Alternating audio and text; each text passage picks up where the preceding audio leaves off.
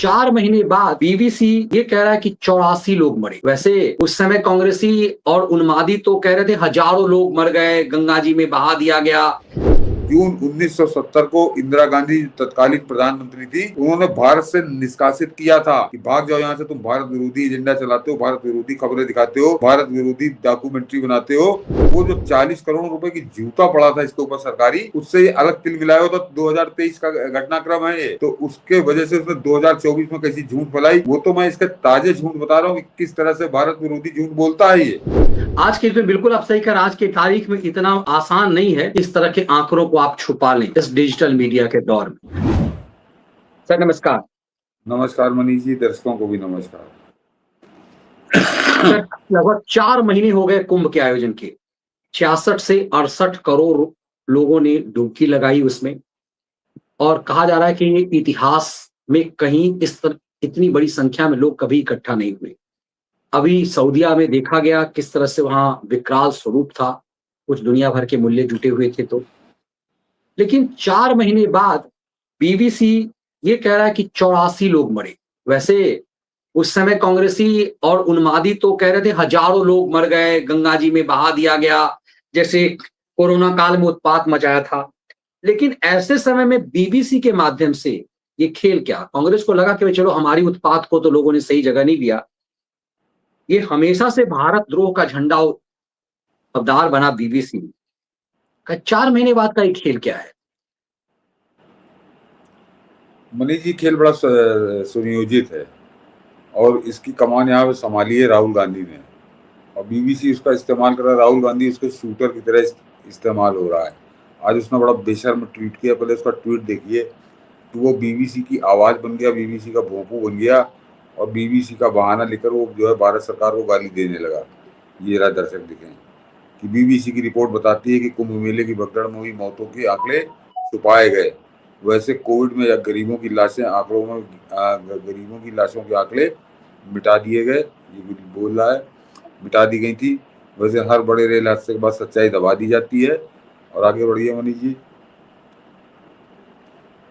हाँ, इतने ही है इसका ट्वीट। तो यही तो है बीजेपी का मॉडल, गरीबों की गिनती नहीं तो जिम्मेदारी भी नहीं। ये उसका ट्वीट है। तो ये राहुल गांधी इस पे बहका, और इसके साथ ही बहका अखिलेश यादव। और ये लोग बीबीसी पे जरा गौर करिए कि बीबीसी पे कोई सवाल नहीं कर रहे हैं, कि जैसे उत्तर प्रदेश की सरकार पे सवाल कर रहे हैं या केंद्र की सरकार पे सवाल करते हैं। ये बीबीसी के पास इससे कोई सवाल नहीं कर रहा कि तुम ये आंकड़ा कहाँ से ले आए। और जरा इनको गौर करिए कि पूरे हिंदुस्तान में कोई मीडिया हाउस ऐसी रिपोर्ट लेकर नहीं आया, तो क्या पूरे देश का मीडिया वही मोदी ने खरीद लिया है? कैसा नंगनाच करता है सब जानते हैं। यहाँ पे द हिंदू जैसा अखबार भी है, अब वो कल जो है बीबीसी की नकल करेगा। और इसको एक तरह से जो एंटी इंडिया फोर्सेज हैं और यहाँ पर इस्तेमाल कर रही है भारत के विपक्ष का, उन्होंने बड़ा घातक हथियार पकड़ाया है। क्योंकि बहुत बुरी तरह से लोग असफल हो रहे थे, इनका मुंह काला हो रहा था, तो एक ऐसा हथियार दिया है कि जाकर ये फिर से नंगनाच शुरू करें। और ये राहुल गांधी अकेला नहीं है मनीष जी, साथ ही साथ अखिलेश यादव ने भी इसी तरह के सवाल किए हैं, और फिर एक बार यूपी के योगी सरकार को कटघरे में खड़ा किया है, और केंद्र सरकार तो उनके निशाने पे आई है। मेरा कहना यह है कि आप जिस आदमी का नाम ले रहे हो बीबीसी का, वो बता रहा 82 मौतें हुई हैं, शायद वो कह रहा 82 मौतें हुई हैं। और घर जाके वहाँ उसके संवाददाता ने इंटरव्यू किया, और कितनों को पैसे मिले, कितनों को पैसे नहीं मिले, दुनिया भर की कहानी है उसकी रिपोर्ट में मैं पढ़ना ही नहीं चाहता। उसका कारण ये है कि ये बीबीसी कितना ईमानदार है, कितना सच्चा है। जरा दो बातें मनीष जी मैं दर्शकों को याद दिलाऊंगा कि 2002 में हुआ था गोधरा कांड, जिसमें दंगा हुआ था गुजरात का, और जिसको ये आज तक रोकते हैं। और उस 2002 के दंगे पर बीबीसी ने 2024 के चुनाव से पहले एक डॉक्यूमेंट्री बनाई। मैं इसका सच बता रहा हूँ कि कितने सच्चे हैं ये लोग। और उस डॉक्यूमेंट्री में बीबीसी ने कहा कि ये तय नहीं है कि गोधरा में बोगी में आग किसने लगाई थी। जरा इसको गौर करिए कि बीबीसी की डॉक्यूमेंट्री कहती है कि उस गोधरा स्टेशन पर जो बोगी में S6 बोगी में आग लगाई गई थी, ये तय नहीं है कि वो आग किसने लगाई थी। ये कब कह रहा बीबीसी? ये बीबीसी ने कहा 2024 में, 2024 की उसकी डॉक्यूमेंट्री, जबकि गोधरा कांड के लिए 30 आदमियों को सजा हुई है। और पहले बता दूं कि 30 में से 20 लोगों को तो उम्र कैद हुई थी और 10 को फांसी की सजा हुई थी कोर्ट से। और ये सजाएं जो है बहुत पहले हो चुकी थी। लेकिन बीबीसी 2000 और जब बीबीसी की डॉक्यूमेंट्री आई तो इतना फर्क आया था उस फैसले में कि बाद में हाई कोर्ट ने उस फांसी की सजा को कम करके उम्र कैद की सजा कर दी थी। लेकिन 30 के 30 लोगों को उम्र कैद की सजा थी। 30 के 30 मुसलमान थे, ये भी जरा दर्शक अच्छे से याद कर लें कि उसमें कोई हिंदू नहीं था, कोई हिंदू दंगाई नहीं था जो गुजरात की बात करते हैं। तो 30 मुसलमानों को उम्र कैद की सजा थी। और ये फैसला हो चुका था मोदी के सत्ता में आने से पहले। ये भी जरा दर्शक ध्यान रखें, 2014 में प्रधानमंत्री बने, उससे पहले गोधरा कांड का फैसला हो चुका था। और उसको 2024 के चुनाव से पहले बीबीसी एक डॉक्यूमेंट्री गढ़ता है और उसमें कहता है कि जो गोधरा कांड हुआ था उसमें तय नहीं हो पाया कि ये जो बोगी में आग लगाई गई थी। इसमें पूरा मैं बता दूं क्या लिखा है इसमें कि गोधरा में कार सेवकों से भरी ट्रेन जलाने की घटना को संदिग्ध बताया। कहा कि यह निश्चित नहीं था कि आग किसने लगाई। ये 30 आदमियों को उम्र कैद हो रही थी। तो और ये बीबीसी बता रहा था कि आग किसने लगाई ये अभी निश्चित नहीं हो पाया। तो ये एक तीर से कई निशाने कर रहा था। एक तो तत्कालीन मोदी सरकार जो गुजरात की उसको कटघरे में खड़ा कर रहा था, हिंदुस्तान की न्यायपालिका को कटघरे में खड़ा कर रहा था। और बाकी विपक्ष के साथ तो था। तो उस समय भी ये लोग बड़ा नाचे थे। विपक्ष ने बड़े उस डॉक्यूमेंट्री का प्रचार किया था। ये मैंने बताया इसकी ईमानदारी और इसका सच, ये है बीबीसी। और ये चोर भी है। 2 साल पहले की बात है, 6 या 7 जून 6 जून को पूरे उससे पहले इसके यहाँ छापे पड़े थे, ईडी छापे पड़े थे, इनकम टैक्स के छापे पड़े थे। और तब इसने बड़ा नाचा था कि हम तो क्योंकि मोदी विरोध करते हैं इस वजह से हमारे यहाँ छापे पड़े।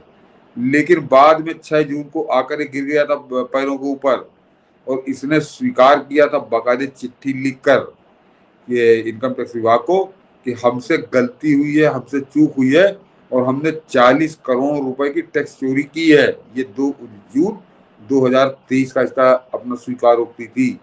तो ये उस बीबीसी को जो चोर भी, टैक्स चोर भी और बाकी बिल्कुल सफेद झूठ बोल रहा आपका गोधरा कांड उसका गवाह है। लेकिन इससे ज्यादा बड़ी बात बताता हूँ कि बीबीसी को आज नहीं, आज से 55 साल पहले, 55 साल पहले 55 साल पहले 1970 लोग उसकी तो बात बड़ी करते हैं इमरजेंसी काल की कि जून 1970 को इंदिरा गांधी तत्कालीन प्रधानमंत्री थी, उन्होंने भारत से निष्कासित किया था कि भाग जाओ यहाँ से, तुम भारत विरोधी एजेंडा चलाते हो, भारत विरोधी खबरें दिखाते हो, भारत विरोधी डॉक्यूमेंट्री बनाते हो और तुमको इस देश से काम नहीं करने दिया जाएगा। और जून 1970 में बीबीसी को खदेड़ा था बहुत बुरी तरीके से। और इससे ज्यादा एक और बताता हूँ उसी के अंदर कहानी। जब जून 1970 को इंदिरा गांधी ने खदेड़ा था, उस समय मनीष जी पूरे विपक्ष ने साथ दिया था इंदिरा गांधी का। ये बेशर्म अधेड़ के लिए मैं बता रहा हूँ कि जब 1970 में इंदिरा गांधी ने खदेड़ा था बीबीसी को तो पूरा विपक्ष साथ था। तो पूरे विपक्ष में कौन था? पूरे विपक्ष में सबसे बड़ा पार्टी तो भाजपा ही थी। अटल बिहारी वाजपेयी, लाल कृष्ण आडवाणी यही नेता हुआ करते थे उस समय, या और सीनियर लोग थे। उन सब लोगों ने सरकार के साथ खड़े होकर सरकार का समर्थन किया था कि बिल्कुल सही निर्णय है, बीबीसी को इस देश से भगाया जाना चाहिए। ये आज से 55 साल पहले कहानी है। उसके बाद जब इमरजेंसी लगी तब वो मार्क टुली हुआ करता था यहाँ का साउथ एशिया का हेड। तो इंदिरा गांधी ने इतना कठोरता से भगाया था कि 24 घंटे के अंदर भारत छोड़ दो पूरे स्टाफ को, जितना बीबीसी का था। तो उसको खदेड़ा था इंडिया से, फिर भगाया गया था बीबीसी। ऐसे बीबीसी का भोपू बन के आज ये राहुल गांधी आ रहा, अधेड़ बेशरम, इसको शर्म है कोई? ये क्योंकि सरकार के खिलाफ बोल रहा है, वो सरकार के खिलाफ झूठ फैला रहा है। तो आज ये आ गया कि उसी बहाने ये कुंभ को लेकर ये कोरोना की लाशें गिरवाने लगा। तो इस आदमी को क्या कहूँ मनीष जी, मतलब किसी ने मैंने 70 की याद दिलाई कि 1970 में पूरा विपक्ष सरकार के साथ खड़ा था क्योंकि बीबीसी एंटी इंडिया एजेंडा चला रहा था, इसलिए साथ खड़ा था। वो कोई सरकार के साथ नहीं खड़ा था क्योंकि वो सामने खड़ा था, वो दुश्मन ज्यादा बड़ा था। लेकिन ये राहुल गांधी आज सारे नियम कानून सिद्धांत भूल गया, पुराना इतिहास भूल गया, ये पढ़ता ही नहीं, इसको याद ही नहीं, इसको मालूम ही नहीं होगा। और ये आज बेशर्मी के साथ ये उस बीबीसी के साथ खड़ा हो गया जो हिंदुस्तान के खिलाफ एजेंडा चला रहा है।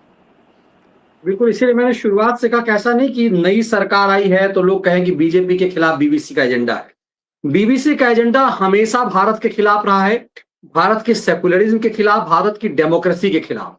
और इसीलिए कांग्रेस की जब सत्ता थी तो कांग्रेस ने बीबीसी का पुरजोर विरोध किया, लेकिन आमतौर पे लोग कहते हैं कि भगाने का, तो ये कि एक मैसेजिंग ऐसा नहीं जाए, क्योंकि बीबीसी अपने आप को एक वर्ल्ड वाइड लेवल पे एक इंटरनेशनल मीडिया साबित करने की कोशिश किया। यही वजह है कि प्रधानमंत्री मोदी ने अर्नब गोस्वामी के प्रोग्राम में कहा था कि ऐसा स्वरूप बनाइए कि भारत के मीडिया का एक इंटरनेशनल, एक अंतर्राष्ट्रीय स्वरूप बने, अंतर्राष्ट्रीय मान्यता दूसरे देशों में जैसे, मतलब उन्होंने इशारे में बीबीसी की के समकक्ष खड़ा होने की बात कही कि आप उस लेवल तक जाइए। कमाल की बात आपने अच्छी याद दिलाई कि 70 के दशक के शुरुआत में इंदिरा जी ने जब बीबीसी को जूते मार के यहां से भगाने की तैयारी की तो पूरा विपक्ष साथ। आज ऐसा लग रहा है कि जिस कुंभ के मामले का आप कोई चर्चा नहीं है, ये मान लीजिए 1 मिनट के लिए यदि मान भी ले कि 30 के जगह 82 हो गए, 40 हो गए, 60 हो गए, मतलब ये साबित क्या करना चाह रहा है इतने दिनों बाद? जबकि सरकार की रिपोर्ट है, पूरे फैक्ट के साथ थे इस चीज को, देश की तमाम मीडिया इसमें साथ थी। भाई ऐसा नहीं, आज भी तो हम लोग ये जानते हैं कि भले ये कह दे गोदी मीडिया जो जीवन भर इनके गोदी में रहे, चाहे वो सोनिया के देवर का चैनल हो, चाहे प्रणय जेम्स राय का चैनल जो आज भी उनके खैराती जो है पूरे पे घूम रहे हैं। एक बड़ा मीडिया वर्ग जो आयर वायर टायर का जो गैंग है, सिद्धार्थ वरदराजनों का गैंग, आज भी तो ताकत उन्हीं के पास है जो सोनिया के खैरात पर पलते रहे हैं।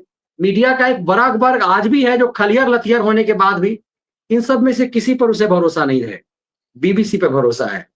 और अखिलेश यादव भी उस जूठन को चाटने के लिए निकल गए कि बीबीसी ने ये कहा, उसकी वीडियो को साझा कर। मैंने कहा इनके पास कुछ है ही नहीं मनी जी, ये इनको विदेशी ताकतें, जो हम लोग कहते हैं कि विदेशी ताकतों की कठपुतलियां हैं, इनको विदेशी ताकतें अपने झूठ का एजेंडा बनाकर परोसती हैं और फिर ये अपने मुंह में दबा के उसको चाटते हैं, खाते हैं और पूरे देश में फैलाते हैं। ये अखिलेश यादव अभी तक क्यों नहीं बता पाए? जो 30 लोगों की मृतकों की जो सूची थी उत्तर प्रदेश सरकार की, उसमें एक आदमी अखिलेश यादव 4 महीने से नहीं जोड़ पाया। उसमें एक आदमी राहुल यादव 4 महीने में नहीं जोड़ पाया कि तुम इन 30 के अलावा ये 31वां आदमी भी कुंभ की भगदड़ में मरा था। ये ना तो राहुल गांधी के पास नाम आया, ना अखिलेश यादव की तरफ से। अरे एक तो लेके आए होते, नहीं ला पाए क्योंकि है ही नहीं, क्योंकि है ही नहीं कोई ऐसा व्यक्ति। तो अब इनको एक ऐसा सहारा चाहिए था, एक ऐसा झूठ की लाठी चाहिए थी कि अब वो लंदन से नाम आया है। यानी ये लोग यही राजनीति करते हैं, यही जूते घिस रहे हैं अपने। इनको एक संख्या 30 की संख्या को 31 नहीं कर पाए। अब वहां से उसने कहा 82 मरे थे और ये नाचने लगे, गाने लगे, छाती पीटने लगे, मोदी सरकार को गाली दे रहे हैं, योगी को गाली दे रहे हैं। तो ये इनको केवल नाचना आता है, गाना आता है, झूठ की धुन पे, और सरकारों को गाली देना आता है कि मोदी को गाली देने का कोई मौका मिले और फिर ये सब एकदम सुरभूत भूल कर काम करना शुरू कर दें। जरा ये बताए ना कि 1970 में क्यों भगाया था बीबीसी को? 1975 में क्यों भगाया था बीबीसी को? 24 घंटे के अंदर तानाशाही आदेश था कि 24 घंटे के अंदर छोड़ दो, नहीं गिरफ्तार हो जाओगे। और रातों रात भागा था वो मार्टुली, यहाँ से तब मार्टुली शुरुआत कर रहा था। तो क्योंकि बीबीसी का आचरण ऐसा था और उसका पूरा इतिहास, और टैक्स चोर है तो मैंने अभी आपको 2 साल पहले बताई, वो लिखा पढ़ी में दस्तावेजी है। तो बीबीसी को एक पर्सनल आग भी लगी हुई थी मनीष जी। जो आपने कहा ना कि वो इंटरनेशनल मीडिया, उस पर एक बड़ा घमंड था कि मैं दुनिया का सबसे बड़ा मीडिया हूँ, सबसे सम्मानित मीडिया हूँ। वो मोदी सरकार ने उसकी चोरी पकड़ के उसको खदेड़ा था और बैन लगाने की नौबत आ गई थी। तो उसकी बजाय उसको बाद में आकर स्वीकार करना पड़ा कि यहाँ 40 करोड़ रुपया हमने चोरी की है टैक्स की, और अब हम भरे के बाद में उसने जवाब भी कराया। तो वो जो 40 करोड़ रुपए की जूता पड़ा था इसके ऊपर सरकारी, उससे अलग तिल मिलाया होता। 2023 का घटनाक्रम है ये। तो उसके वजह से उसने 2024 में कैसी झूठ फैलाई, वो तो मैं इसके ताजे झूठ बता रहा हूँ कि किस तरह से भारत विरोधी झूठ बोलता है ये।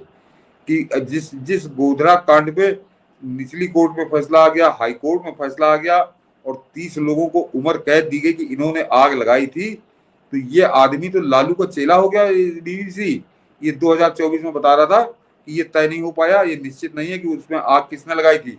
यानी 30 लोगों को जो उम्र कैद दी गई थी वो केवल क्या कहूँ झटके में दे दी गई थी, अंदाजे से दे दी गई थी? नहीं, ये एक तरह से मोदी के खिलाफ बड़ी साजिश थी और वो चुनावी साजिश थी।